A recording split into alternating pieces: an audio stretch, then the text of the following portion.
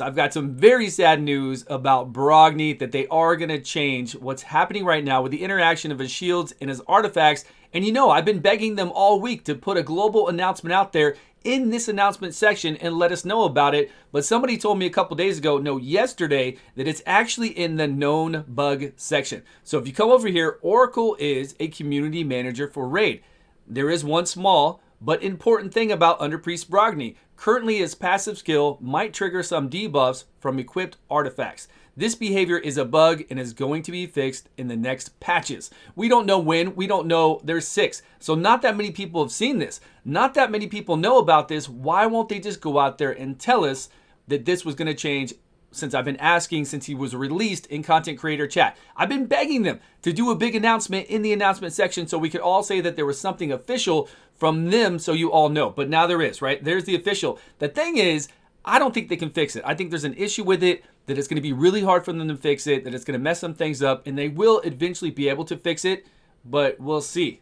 So, I don't know. Just be warned that it will be fixed. Does that change anything about Underpriest Brogni? No. He's still going to work the same way you saw him on paper originally. He's still going to be the amazing champion he is, so don't feel bad about it. You should have known it was coming. No other champion interacts like that, and it's fine. He is super powerful. Let's get on with some other news in the game. So we're going to have this new dungeons coming out, stage 21 to 25 very soon. It's going to be much harder to do, and like I said in my previous videos, even Poison Explosion is going to be limited, and you guys wrote down in the comments, Stu, they never said that. Poison Explosion is not going to be limited. Well, yeah, it is.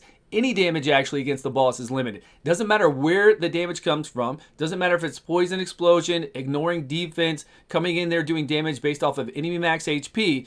You will be capped at 10% of the boss's max HP. Doesn't matter what source it comes from. So believe me in that. You're going to be capped. And it tells you right here. So you can go over here and read this. The good thing is, when this releases, they're going to introduce a new temporary event. The silver cost of removing gear for that whole entire month will be halved, so you can play around and do some things to get better at stage 21 to 25. That's kind of nice, although we've been asking for a free removal weekend once a month. We've seen it in other games. It's been going on for many, many years. It's really good. The first weekend of every month, that Saturday and Sunday, would give you a completely free removal of all your artifacts so you can test stuff out. If that was going on, we really wouldn't need this. And it's only half, so it's kind of, I don't know. Half to me still sounds like a lot. It's still a lot to a lot of you out there, so it's not the greatest in the world. We've also got a new fusion coming out. All this information you can find on Discord. You can go over to my own Discord. Look under announcements up here. I like to announce a lot of things that are going on, tell you guys what's happening, tell you about the new fusions, give you more details every time there's a 10 times or any changes like this, so I don't have to do a video on it all the time. I can just read right there. You guys can read it. And then over here in the announcement sections, it pops up here as well. So you can see it over in our Discord. There are a few other things going on. So we know about Brogni. We know about stage 21 to 25, which of course we can test right now on the test server, but we can't talk to you about it. I actually haven't been on the test server yet, so I don't know how difficult it's going to be or if the drop rate is even going to be better. But as soon as we're allowed to talk to you about it and show videos, we will, and we'll stream it. Now, there is one more thing. We've got a new fusion coming out really quickly. Where's that fusion at? Content creator chat right here. We've got a Dark Elf Legendary Attack Spirit Champion.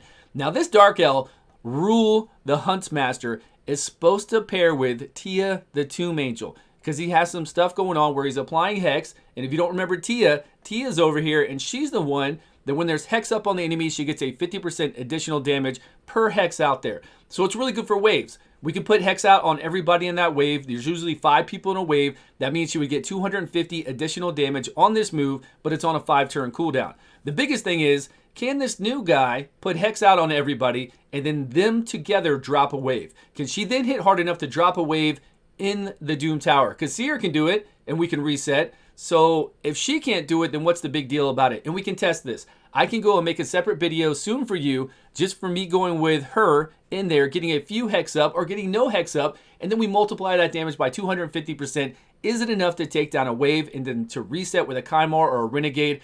Probably not. It's still very gimmick. This is a very, very gimmick champion. Sure, you can do pull-in champions to get Hex up, then have her do this.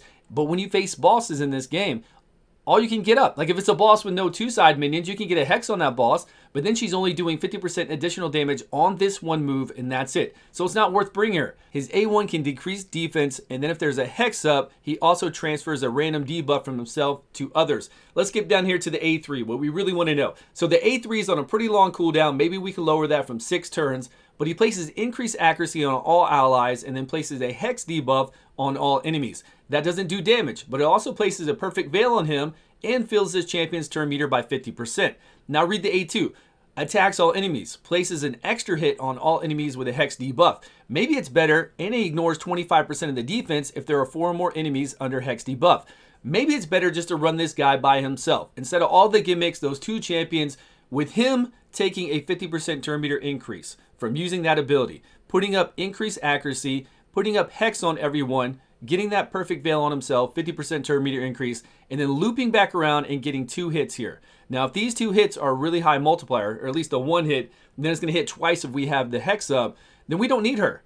We don't need Tia the Tomb Angel. We just use this guy because he's got an A1 that's phenomenal with the decreased defense, transfer debuff, and then he's also giving our whole group increased accuracy. Much better champion. And then down here, this passive.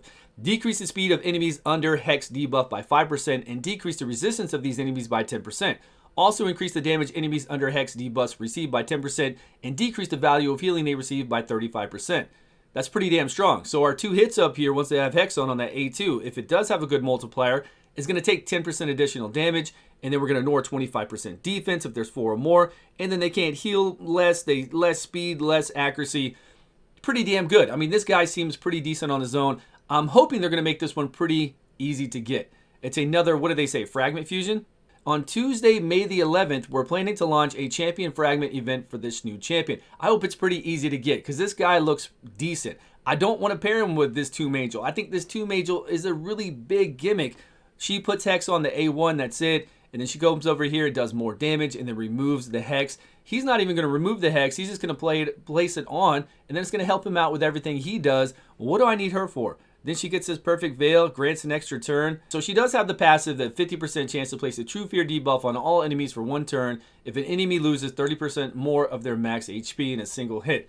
That's pretty handy to get that True Fear up there, but I still don't know if I really like her. We'll test her multipliers out. We'll see if it's going to be viable to use them together, but at least get him because he does seem pretty good, and I think he's going to slap hard. And if that's the case, then we don't need her at all. So we don't have to worry about the Tomb Angel. And if you haven't gotten the Tomb Angel, that's good for you. Now you got this new guy we can get from fragments. We know about Brogni. Brogni is going to be changed soon. The artifacts aren't going to work with him. And then we're going to have stage 25 coming out probably within the next week. Not too far away at all. And then we'll have all the videos from all the content creators that were in the test server to try to show you the way to be able to do it quicker. And then hopefully the drops are better. That's all I've got, everyone. Thank you so much for watching. Please subscribe if you haven't. And I will see you all in a video soon.